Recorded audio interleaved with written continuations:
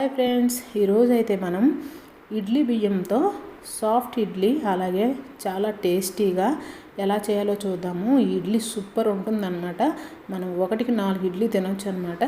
So దీనికి ముందుగా అయితే మనం ప్రిపరేషన్ చూద్దాము. ముందుగా 1 కప్ అనేది కొలతగా తీసుకోండి. నేనైతే ఈ కప్పుతో 1/2 కప్పు మినప్పప్పు తీసుకున్నాను. అదే కప్పుతో నిండా మనం రైస్ తీసుకోవాలి, అంటే 1కి 2 తీసుకోవాలన్నమాట. మరి అదే కప్పుతో సగ్గుబియ్యం 1/2 కప్పు తీసుకోవాలి. మనం కొలత అనేది కరెక్ట్గా తీసుకోండి. ఇప్పుడు ఇవి తీసుకున్నాక దీనిలో మనం ఒక 3 సార్లు నీళ్ళు పోసి కడుక్కోవాలి.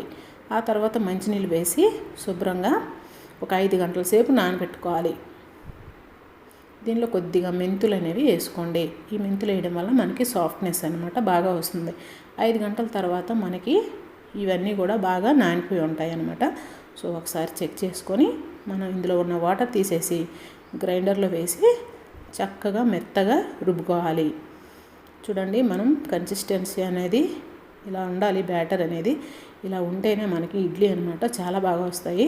సో ఇలా ఇప్పుడు మనం చేయితో దీన్ని బాగా బీట్ చేసుకోవాలన్నమాట. ఒక గిన్నెలో కానీ ఏదైనా మీ ఇష్టం దేనిలోనే వేసుకొని దీన్ని బాగా బీట్ చేసుకోండి. ఇలా బీట్ చేసుకున్నాక మనం కొద్దిగా వాటర్ అనేది యాడ్ చేసి దీన్ని బాగా కలిపి ఒక 8 గంటల సేపు నానబెట్టుకోవాలి. అంటే ఒక నైట్ అంతా సరిపోతుందన్నమాట. చూడండి, ఈ విధంగా ఉండాలి, మరీ పలచగా చేయొద్దు. సో మనకి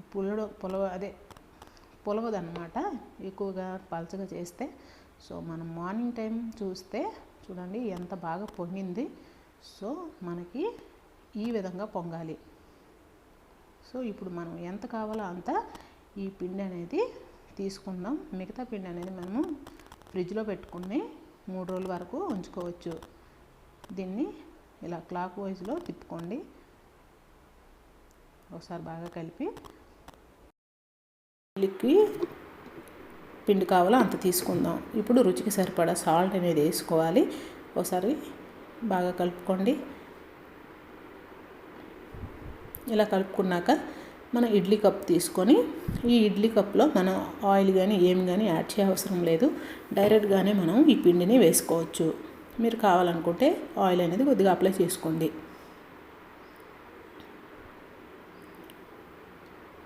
మనం ఇలా ఇడ్లీ బ్యాటర్ని ఇలా వేసి మనం దీనిని ఇలా స్టవ్ పైన పెట్టుకోవడమే.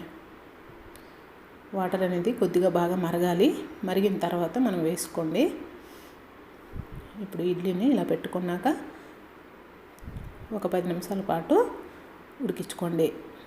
చూడండి, మనం ఇది వెంటనే తీసేయకూడదండి. ఉడికిన తర్వాత ఒక 2-3 నిమిషాల పాటు చల్లారనివ్వాలి. ఆ తర్వాతే మనం ఇడ్లీని తీసుకోవాలి, లేదంటే ఇడ్లీ అనేది రాదు. సో చూడండి, ఎంతో సాఫ్ట్గా ఉన్న ఇడ్లీ బియ్యంతో చేసిన ఇడ్లీ రెడీ అయిపోయిందనమాట. మరి మీకు కానీ నా వీడియో నచ్చినట్లయితే లైక్ చేయండి, షేర్ చేయండి, సబ్స్క్రైబ్ చేయండి. మనం ఈ ఇడ్లీతో చట్నీల కంటే మటన్ కర్రీ కానీ చికెన్ కర్రీ కానీ వేసుకొని తింటే ఇంకా బాగుంటుందన్నమాట. అంతేనండి. Thank you for watching.